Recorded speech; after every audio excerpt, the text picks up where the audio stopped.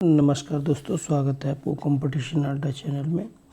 दोस्तों, कुछ आय दृष्टि के महत्वपूर्ण करंट अफेयर को देखते हैं जो बीपीएससी यूपीपीएससी के एग्ज़ाम के लिए बहुत ही महत्वपूर्ण है। इसमें कुछ इम्पॉर्टेंट फैक्ट्स हैं जिसको आइए देखते हैं।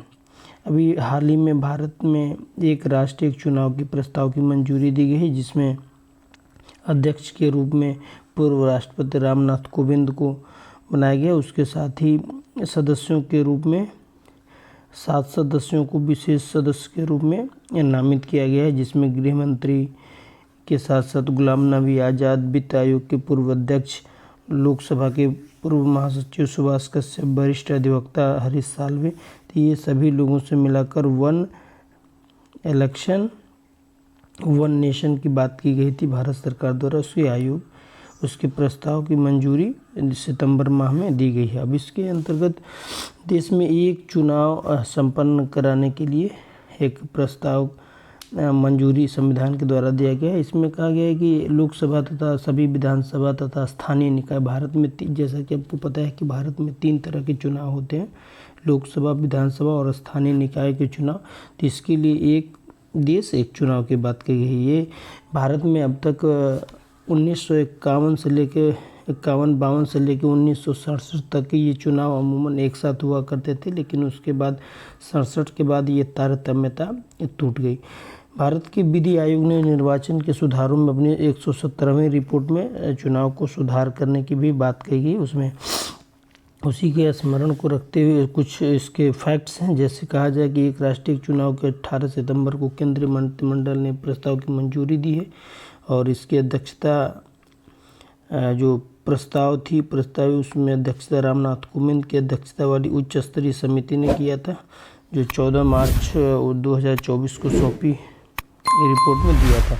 अब इसमें 2 चरण में चुनाव किए जाएंगे। लोकसभा, विधानसभा के चुनाव एक साथ आयोजित किए जाएंगे, जबकि स्थानीय निकायों का चुनाव प्रथम चरण के 100 दिन के अंदर ही स्थानीय निकायों के भी चुनाव किए जाएंगे। इसके लिए हमारे भारत के संविधान में कुछ विशेष संशोधनों की आवश्यकता पड़ेगी और इसके लिए पहला तो ये संवैधानिक संशोधन करना होगा, दूसरा विधानसभा के केंद्रीय प्रदेशों में कानून को परिणामी संशोधन करना होगा। जैसा कि आपको पता है कि अनुच्छेद 83 और अनुच्छेद 172 में विधानमंडलों की अवधि और संसद सदस्यों की अवधि की बात कर दी, तो इनमें संशोधन करने की आवश्यकता पड़ेगी।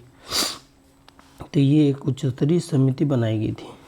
अगले करंट अफेयर की बात की जाए तो जो नीति है BIOE3 नीति की मंजूरी दी गई 24 अगस्त 2024 को केंद्रीय मंत्रिमंडल ने।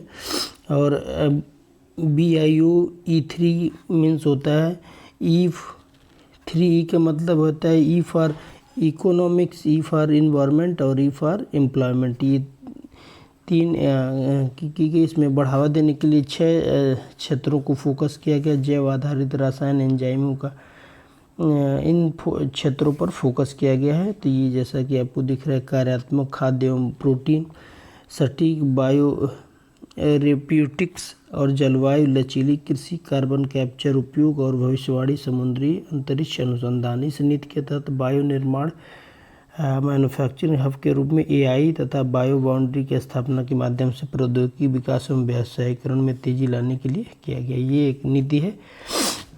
इस नीति की अगला करंट अफेयर देखें तो प्रधानमंत्री जनजातीय उन्नत ग्राम अभियान है। ये भारत के जो केंद्रीय बजट 2024-25 में वित्त मंत्री निर्मला सीतारमण ने जनजातीय समुदायों की सामाजिक आर्थिक स्थिति को सुधारने करने के लिए प्रधानमंत्री जनजातीय उन्नत ग्राम अभियान का प्रारंभ किया गया है। ये जनजातीय बाहुल गांव आकांक्षी जिलों में ही लागू होंगे, जिसमें उनके जनजातीय परिवारों को पूर्ण कवरेज सुनिश्चित किया जाएगा। इसमें लगभग 63,000 गांव शामिल होंगे। 5 करोड़ जनजातीय लोग को लाभ मिलेगा। इसके बारे में अगर फैक्ट देखें तो भी 18 सितंबर 2024 को प्रधानमंत्री नरेंद्र मोदी की अध्यक्षता में केंद्रीय मंत्रिमंडल ने प्रधानमंत्री जनजातीय उन्नत ग्राम अभियान की मंजूरी प्रदान की गई है। इसके अभियान के तहत 30 केंद्र शासित प्रदेशों में 549 जिलों तथा 2740 ब्लॉक को शामिल किया जाएगा।